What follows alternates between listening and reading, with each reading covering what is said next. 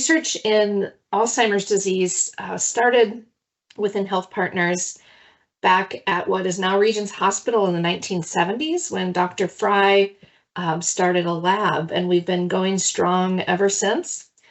Our Alzheimer's Research Center aligned with our Health Partners Neuroscience service line and came together and opened the Center for Memory and Aging in 2008. Also, a few years later in 2012, opened a Parkinson's Center and then merged with the Struthers Parkinson's Center across the metro in 2019.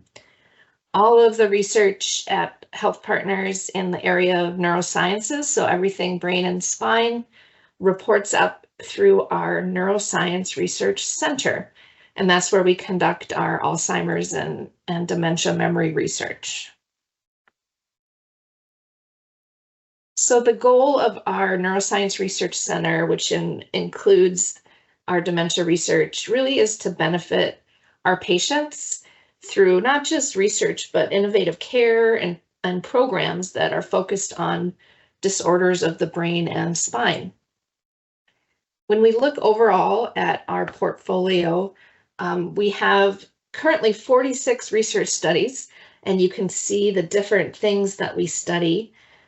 Today, we're going to be focusing on dementia, which is almost half of what we do. The other big group is Parkinson's, which you might expect since we have Struthers Parkinson's Center and the Center for Memory and Aging, but we also do research in other areas of neuroscience, including traumatic brain injury like concussion, spinal cord injury.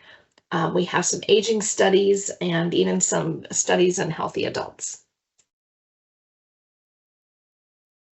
We have a wide range of research within dementia where we'll focus today. I wanted to just give you a list of some of the projects that we have going on. And then what we'll do is we'll spend some time going deeper into 4 of these. When we think about the need for research in the area of dementia, one of the areas is in diagnosis. So we want to get people diagnosed correctly and earlier. We also want to understand and how to support the people that care for and partner with people that are living with dementia, like Alzheimer's disease or mild cognitive impairment.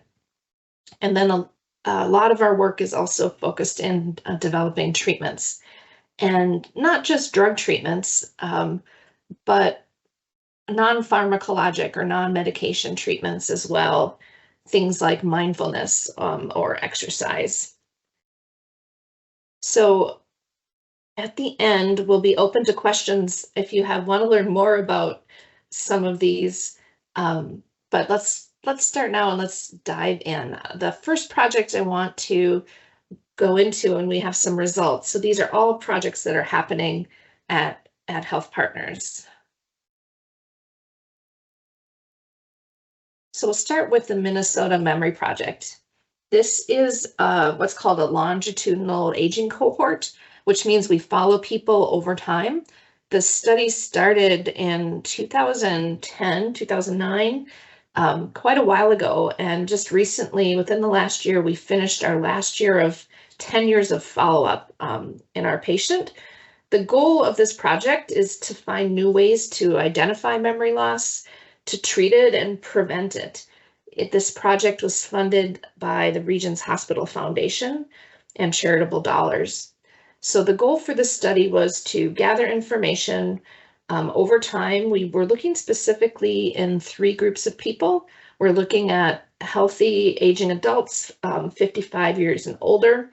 We did include some people that had diagnosed memory loss. Most often people were dyads, so people with memory loss and their caregiver or care partner would come together to visits. And then we were very interested in people who were caring for those with memory loss, so the caregiving and the effects that stress can have on caregivers. So people that visited us once per year. We did some cognitive functioning tests. So these are the same tests that are given when people are evaluated for memory loss. We asked a lot of survey questions about lifestyle, looking at diet, looking at tobacco use, alcohol use. Many of the survey questions were scales that related to attitudes, such as things like mood or anxiety, but also kind of the flip side, those things that may be important in managing stress, like resilience, social support networks, stress management, and sort of self-reported cognitive change was another one of those. We gathered information about medical history, and specific to our caregivers, we asked them some questions around caregiver activities and caregiver strategies for coping. And in people who did have a diagnosis of memory loss, we asked them about their symptoms and also anxiety in that case. So with this big group of data, we're really excited to dive in and to be able to ask some questions. And these were the three questions that we started with. So with all of these different measures, we started with smell, walking, and self-reported cognitive function. So we wanted to understand what a person's sense of smell can tell us about their memory and brain function, so cognitive function, and how it can or can't predict a change over the next 5 years. This similarly with walking speed and also with self-reported complaints of memory loss. So the measurements that we use to answer those questions, smell is not often tested in the doctor's office. There's a cranial nerve. The first one is actually the olfactory nerve, and it's not often tested in neurologic exams, but it is really important because the sense of smell is exposed to the environment and often can degenerate first in a disease process. Most of the smell tests out there are fairly expensive. There's little books of scratch and sniff that you can buy for $25, which is expensive. There's also different machines. We used something that's fairly new called the Alberta Smell Test, and it's a fast and simple way and involves the smelly markers you might have used when you were a kid. The walking speed test we used was called just the gait test, and that's just a brief walking test up and down a hallway. We used a test called the MoCA, or the Montreal Cognitive Assessment, for assessing global cognitive function. And for a self-report of cognitive function, we used a survey called the Cognitive Change Checklist, or the 3CL, which is reporting of change over the last year in the various numbers of activities. Things like, is it more difficult for you to manage your finances or to remember appointments or people's names? So there's some evidence that an impaired sense of smell could be an early warning sign for cognitive impairment, sort of maybe one of the first things we could pick up on. And we know cognitive impairment, like Alzheimer's disease and other dementias, is not often diagnosed very early. It can be a long process. And our goal was, we thought if perhaps we could use a smell test to identify people who are at risk of losing their memory, we'd be able to use this in the clinic and diagnose them sooner, and that this Alberta smell test potentially could be a cost-effective way to do that. And there's a picture of those markers, if you remember them. I don't know, maybe some of you are too young or too old to remember those, but they were common in the elementary school where I went. So what did we find? We found that when we looked at people in our population that had a MoCA score, so they had cognition that was normal and cognition that was not, we found that people scored higher if their memory function was good, so they could smell more of the markers. And when we compared them, we found it was about 2.2 points um, on average when you looked at people who had normal memory and people who didn't. So while this is statistically significant, it may be hard to use these markers as a clinical tool when we only have 2 points. So identification of two of these markers, for example, to tell the difference between the populations. But when we looked at the data over time, and we looked over 5 years after the smell test, we wanted to know potentially this could identify people in the future that may have impaired memory. And so what we did find is that when you looked over 5 times, you can see the different lines. The purple line, kind of as you go towards the right of the graph, separates from the green line. If you have a difference of 5 points on the smell test, you can actually have a 55% lower chance of memory loss. And so what we think is that perhaps the smell test could be used to identify people that would be put more on let's watch these people and let's screen them with memory tests in the next 5 years. When we looked at walking speed, similar to the sense of smell, there is evidence that as people age and as their memory starts to fail, that they slow down their walking pace. So when we looked at our data, we expected the longer it took someone to complete the gait test, the more likely it would be that they had a lower score on the memory test, the MoCA that we used. So we compared those scores, and we looked at people who were cognitively performing normally versus those that were performing at below the normal threshold score. And we found indeed that there was a statistically significant effect of that gait score.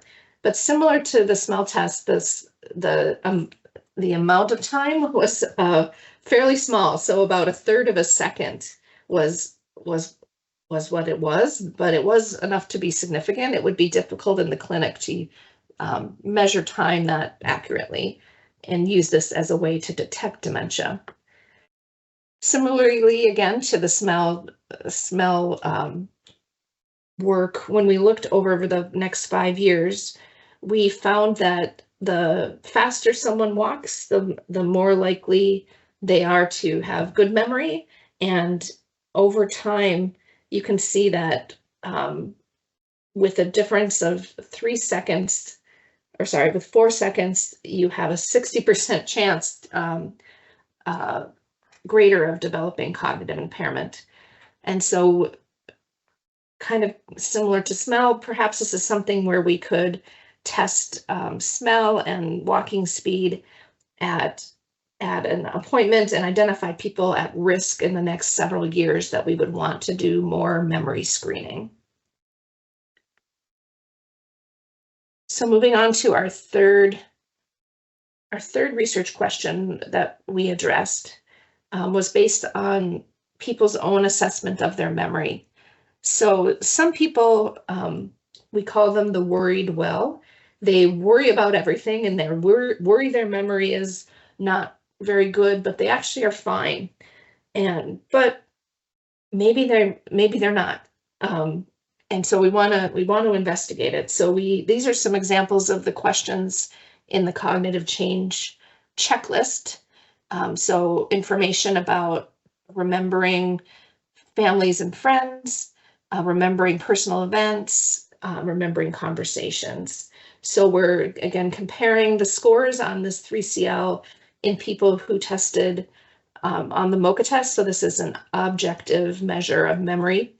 And what did we find? We found that similar to, again, a trend here in the 3 things we looked at, is that people that did have cognitive complaints, they scored lower on the MoCA, and vice versa. So in this example, we found that impaired people that were impaired reported 5 more points higher on the cognitive complaint scale. And as we look over time, as we look over 5 years, you see the blue line and the purple line separating that, a difference of 11 points, let's say, on the scale, it can result in a 44% higher risk. And so the bottom line is we've learned there's 3 things we think can help predict and be used to identify people who you want to do increased memory testing and watch them in order to, as soon as possible, diagnose a potential cognitive impairment. So I want to switch gears right now. So this is an example of a cohort study. I want to talk and switch to the topic. We're keeping on diagnosis, but let's get into the clinic. This is a research project. The title is A Technology-Driven Intervention to Improve Early Detection and Management of Cognitive Impairment. We call it the nickname of the CI wizard, CI for cognitive impairment. And I'll tell you about the wizard part in just a little bit. This is a grant from the National Institute of Health, and my co-investigator is Dr. Rossum from Health Partners Institute. So keeping on the topic of diagnosis, we've talked about some of this before, that cognitive impairment goes unrecognized probably in about half of the people who have it. And worldwide, there's a lot of people, almost 50 million people have dementia worldwide. Now, one of the things that was instituted several years ago to try and help improve the diagnosis and identification when someone has failing memory is that Medicare added a cognitive impairment screening to this Medicare annual wellness visit that many of you may have done. So this is a visit that happens once a year, and it's meant to screen for a number of different health conditions. They don't mandate that all health systems use the same screener. So some doctors just ask, how's your memory? Is it good? Some doctors just kind of rate it themselves based on the conversation. And at Health Partners, we decided to use something called the mini-cog. And it was important to us to use a standardized screening tool. So the mini-cog takes 3 minutes. It consists of remembering a list of 3 words and drawing a clock, and has a score range of 0 to 5 points. And if you score less than 3 points, it's validated to really strongly detect it's called screening positive. So then you would be evaluated for Alzheimer's disease or another type of memory loss. So when we implemented this at Health Partners, we were interested to see what was the effects of screening. Did it help? Did we have any action after it? And we published a paper that showed when we first rolled this out that only in 17% of times when a patient would screen positive for potential cognitive impairment, did there have a subsequent action after it, like a referral to a specialist or additional memory testing or imaging or blood testing. And so there's a gap between doing screening and getting someone moving in the diagnostic workup. And that's what this project was meant to fill. So our primary objective, we wanted to increase the detection of cognitive impairment, doing this in primary care. And in this project, we chose to leverage something that the doctors and other clinicians were already using. Within our medical record, our clinicians use something called Priority Wizard, and it's a clinical decision support tool. So what the heck is that anyway? Well, a clinical decision support tool is something that helps remind clinicians of their training and things they should look for, identifies next steps, and helps identify where to go along this path. So the priority wizard, it's in the health record, so it pops up when you're in the doctor's office, and it knows information about you because the computer knows your medical record, and it takes personalized recommendations. It identifies things like care opportunities. For example, if you have high blood pressure and you're on a medication and your current blood pressure is still high, it may recommend a change in the dose of the medication or adding another medication on top of it. So Priority Wizard is currently used in 10 states with 3 million patients. There's been a series of NIH, National Institute of Health, funded studies that shown that it can work. It can improve the management of diabetes, of high blood pressure, and adherence to medications to treat high cholesterol. And so what happens as a patient is, let's say you go into your appointment, what's one of the first things they do? They usually take your blood pressure, right? And so as soon as the rooming staff enter the blood pressure into the medical record, the information is sent from the medical record to a website, and then it identifies your personalized opportunities to improve your care, and it makes suggestions, and it even prioritizes them by which would make the biggest impact. And so in the room, this all happens just within a second. If there are opportunities to improve your care, an alert, this best practice advisory pops up that says, print this piece of paper, and a handout is printed and given to the patient. Another handout is printed and given to the clinician. And then really it's that shared opportunity of the patient and the clinician working together and talking about what's on that list and what are the values and the goals of the patient and what's the next best step. So that's how it all works in general. This is an example of what that handout looks like. The new part of it, the cognitive impairment part, is the top part. The stuff below is what currently exists there and is used every day. So you can tell, it tells you if you're doing things well, like your blood pressure is good, your cholesterol is a little high. For memory health, we identified people that were at risk of a new diagnosis of cognitive impairment, like Alzheimer's disease or dementia. And so memory health, we feel that if you have diabetes but your memory is failing, we really need to know that you need someone with you to help you know how to take your medications. And so this is what it looks like. So what are we doing? Right now, we're doing what's called a pragmatic clinical trial. So this is where you do research in the real world as part of what we call standard of care. So we've randomized the clinics at Health Partners and across the organization. So Health Partners and Park Nicollet clinics were randomized. So they were chosen randomly to either keep the wizard they already had or to add this cognitive impairment, the CI wizard module to it.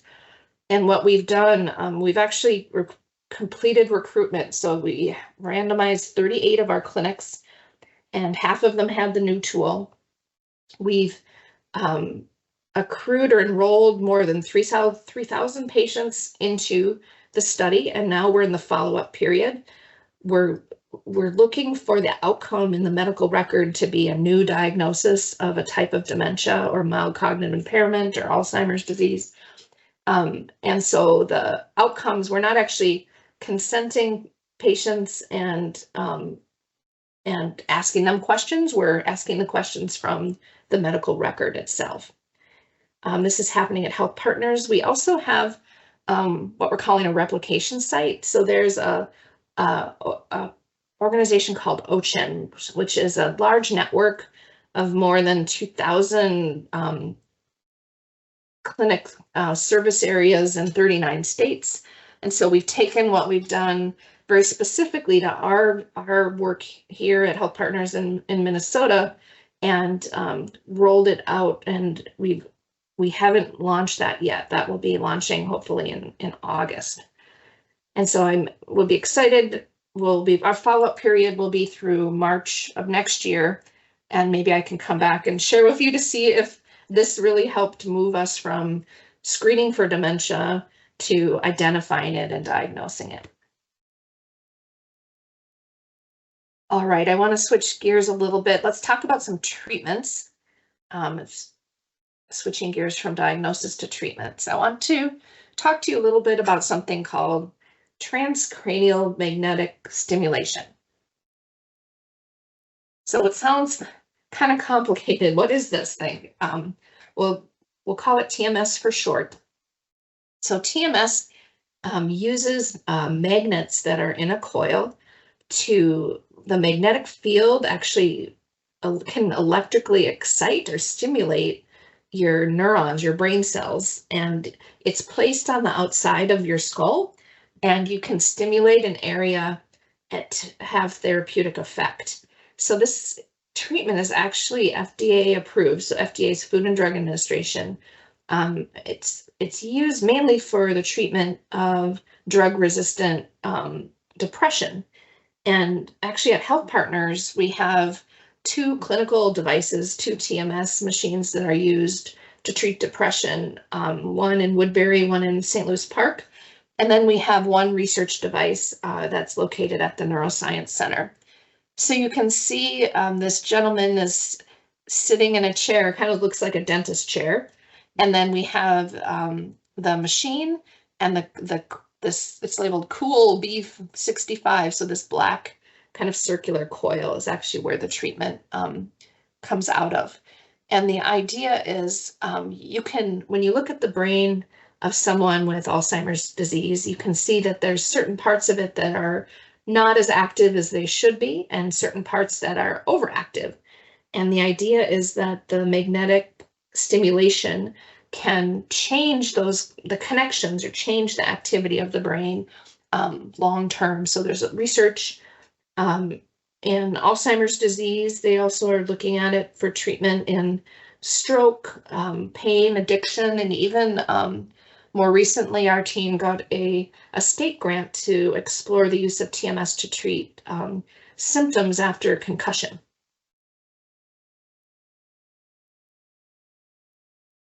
So one unique thing about TMS is the way that we in the research team are approaching it is that it's personalized. So when you think about the brain, it's very complex.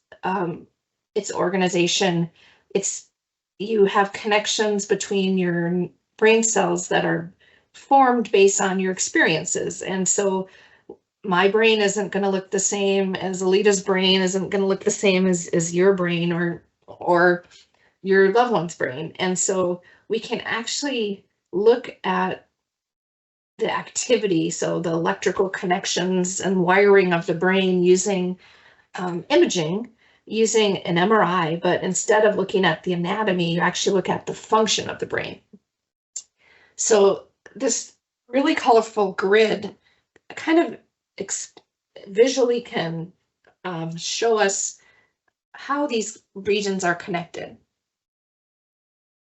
So along one corner of the square, you'll see, you can't read the words, I don't expect you to, but there's a list of a whole bunch of different brain regions, the list going up and down, and the same on the top, left to right.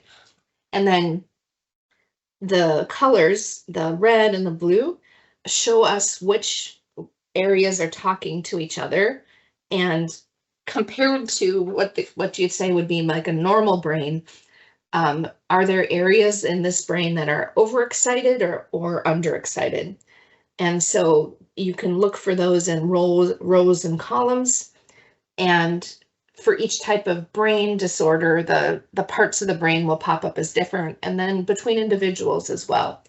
And so after a patient has an MRI, we get a grid like this, and then we can select an area to stimulate to correct either that overexcitement or that lack of activity. And we do this through neuronavigation. Again, just to kind of show you an example of you're able to use that resting state fMRI imaging to identify a specific region in the brain.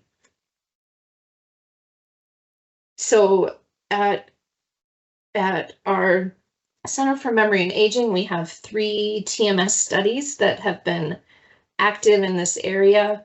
And we're currently, we've completed actually all of these and are working on analyzing the results. I don't have the results to share with you today, but hopefully, again, when I come back, can share those with you. But just wanted to share that kind of new, innovative approach to potentially improving memory loss in people that have Alzheimer's disease. Okay, I want to switch to our 4th project to highlight. I want to talk to you a little bit about insulin in the brain. And this is something our team has been working on for a very long time, so apologies if you've heard us talk about it before. But we know from a different kind of imaging, other than fMRI, this is called FDG PET, and it has a long name, but basically what it means is you put a little piece of radioactive sugar into the bloodstream, and you can look at where it goes into the brain and where it activates, where glucose or sugar is being used for energy. And so the brain on the left is the glucose uptake or the sugar uptake, meaning the brain cells are active and working hard, and the red areas mean high activity. And that's the normal brain on the left. And on the right is an Alzheimer's brain. So we know that Alzheimer's patients have a reduced uptake and utilization of blood sugar, which means they're using less energy. We know that when we measure insulin in the brains of people with Alzheimer's disease, that they're reduced levels. And interestingly, people with diabetes, having diabetes doubles risk for getting Alzheimer's disease. So the thought is that maybe some of the pathology or the changes happening with Alzheimer's disease makes it a diabetes of the brain. Well, in the body, how do we treat diabetes? We use insulin. Unfortunately, when we deliver insulin into the body or the systemic distribution, like an insulin shot for someone with diabetes, it actually can't cross into the brain because of something called the blood-brain barrier. It's very specifically transported there. Luckily, our group has an approach to get around this, putting it through the nose, so intranasal delivery. So this is kind of a thread back to the Minnesota Memory Project, thinking of the sense of smell, right? So I'd like to see that thread there. So intranasal delivery means basically you're squirting some drug into the nose, and it seems kind of weird, but it's a way for a drug to travel along the nerves that are responsible for the sense of smell directly into your brain. One interesting thing about the olfactory system, the sense of smell, is that it's actually the primary sensory neurons or part of your brain is exposed in your nasal sinuses. In order to detect smells, you actually have to have a neuron, a brain cell that touches the air. And your nose was built to bring air up to that spot to detect things like fire, for danger, for communication between your family and reproduction. And there's the sense of cells is so important that those brain cells were put out in the open. But what happens because of that is they regenerate. So about every 30 days, those cells in the nose, they kind of burn out and die, and then a new one grows back, but it leaves these really small gaps. So we're actually able to deliver drugs there and get them directly into the brain. One advantage to this is that if your goal is to get something to the brain and treat the brain, like with Alzheimer's disease, it's nice that you don't have to put it into the blood or into the stomach or into the skin, so you don't get side effects. You're getting it directly to the target. You don't have to give a lot of drug just to the blood to get just a little bit into the brain, which is often the strategy that is used. So intranasal insulin has been used in more than a dozen clinical trials. In 5 trials in normal, healthy adults, it's shown that after administration that it improves memory. And one really great thing too is that this has been shown to be very safe. One of the concerns with using insulin is hypoglycemia or low blood sugar. So you're worried if you administer it that someone might experience that. But what we found is when you do give insulin nasally, you have no change in the blood level of the insulin or the glucose. So it's targeting the brain directly. And I actually, when I first started as a researcher in this field, had explored how insulin was originally developed, and had read that when they first came out with insulin, they were trying to make it non-invasive so people didn't have to use needles, and they actually tried to put it into the nose, but when you put it into the nose, it didn't go into the blood. That they didn't realize at the time it went into the brain. But then they had to shift and use needles as we do today for treatment of diabetes with insulin. We know from studies that insulin, when given intranasally, it can increase brain cell energy.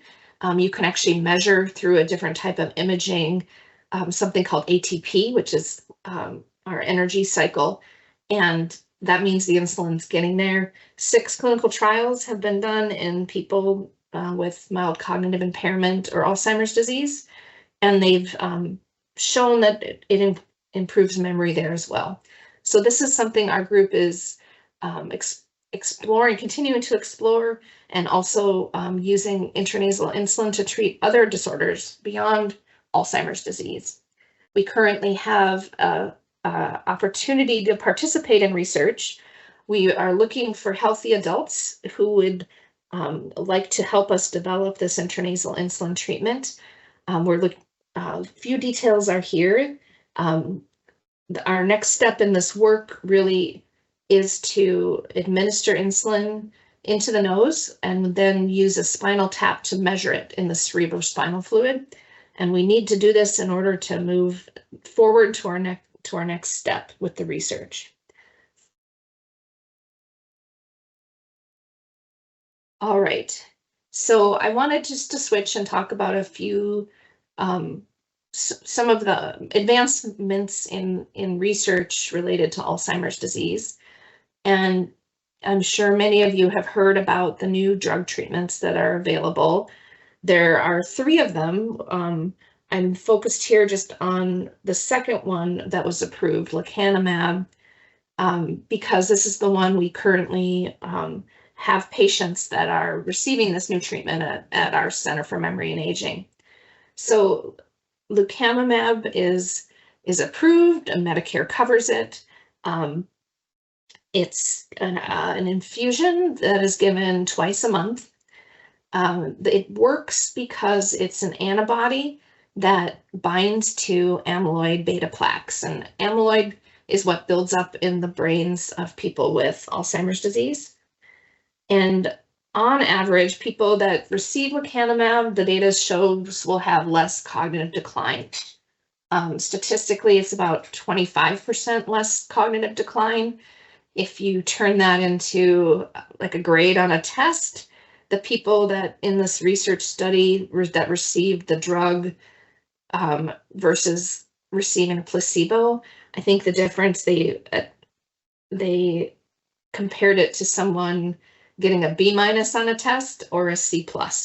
So it is definitely a difference, but it's not a giant one.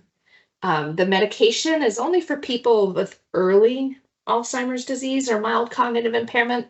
There's no evidence that this helps people that have more advanced or moderate Alzheimer's disease. Before patients get the treatment, there's quite a few tests that need to happen to make sure that it's safe for them to take it. There are risks to this medication and others like it, the other two drugs as well. Um, the and not simple risks. They include things like brain swelling and brain bleeding, which can happen in about a quarter of people who take it. The cost is also pretty high. The drug itself is 26,000 per year.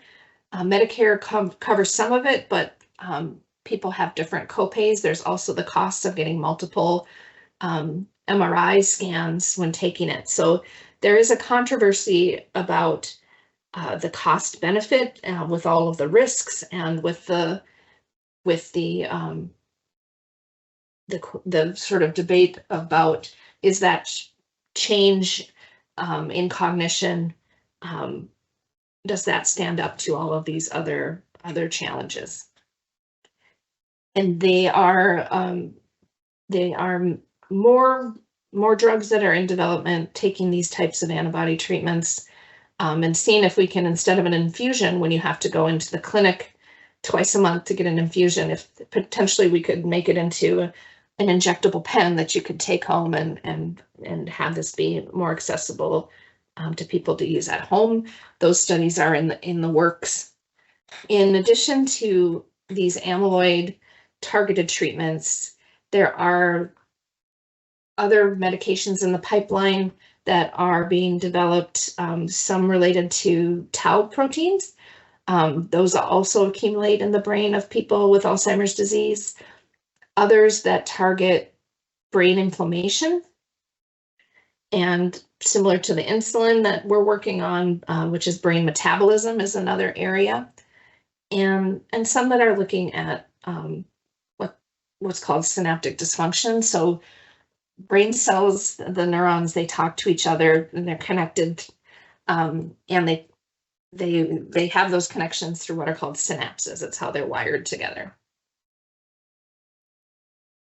Okay, I want to talk about risk factors. So in the field, we're realizing that there are many things that can help you with your brain health and potentially prevent Alzheimer's disease and have a much higher effect even than medications can have. In general, what's good for your heart, what you've heard about your heart health, is good for your brain. So thinking about controlling blood pressure, cholesterol, blood sugar, and weight can improve your chances of living with a healthy memory into old age. A history of head injury so if you have had concussions in the past, can increase your risk. So wearing a bike helmet is a really important thing. Depression and stress have been associated with increased risk. So treating depression is really important. Something interesting, I guess I forgot to include it in this list, is that they've actually, more recent studies have shown that if someone has difficulty hearing and it's not treated with a hearing aid, that loss of hearing or uncorrected hearing loss can increase risk of dementia. So I always try to urge anyone, if you have been delaying and putting that off, that's something really important to do, to go and get some hearing aids. Diet is another area of something you can do. We know there's a diet that's called the MIND diet. This diet is a combination of the Mediterranean diet and the DASH diet. So the DASH diet is a diet developed to control high blood pressure, and it involves the combination, sort of, here's the things you should eat. They all make a lot of sense, but there's actually science showing that if you adhere to this diet, I think the biggest key ingredient is these green leafy veggies are always the ones that come out on top at being the most helpful. If you are interested in participating in research at Health Partners, I've included a QR code that will bring you to our webpage where all of the opportunities are located, also a phone number and email. To look beyond Health Partners, if you're interested in exploring clinical trials, there's a great website. It's a registry of all the research happening in humans. Oh, apologies. Uh, clinicaltrials.gov. You just enter in a condition or disease, or you can you can search for Alzheimer's, or you can search for anything, and it will come up with a list of opportunities, and then you can look at those opportunities by location or other criteria. And then there's also, specifically for dementia, a website that the Alzheimer's Association has called Trial Match. This is a little different. It's you actually sign up and you share information about yourself. And all of us doing research, we sign up and we say what we're doing and who we're looking for. And this website can connect us to people who meet the criteria or the qualifications we're looking for in a research study.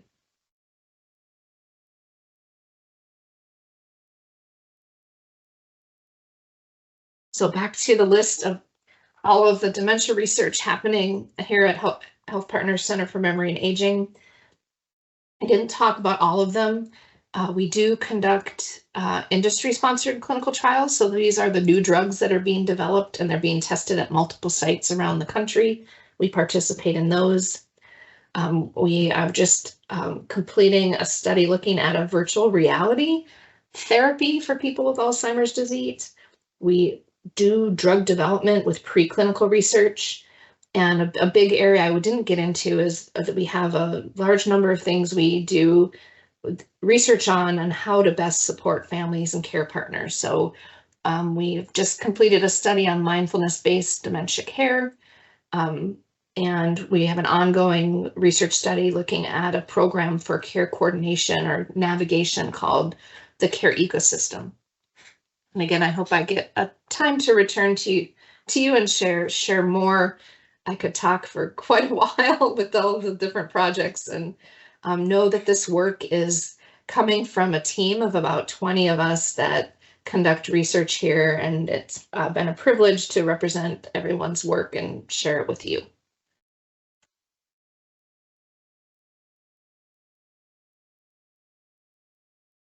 Okay, let's see. And please let me know if you have questions. It looks like there's a question in the chat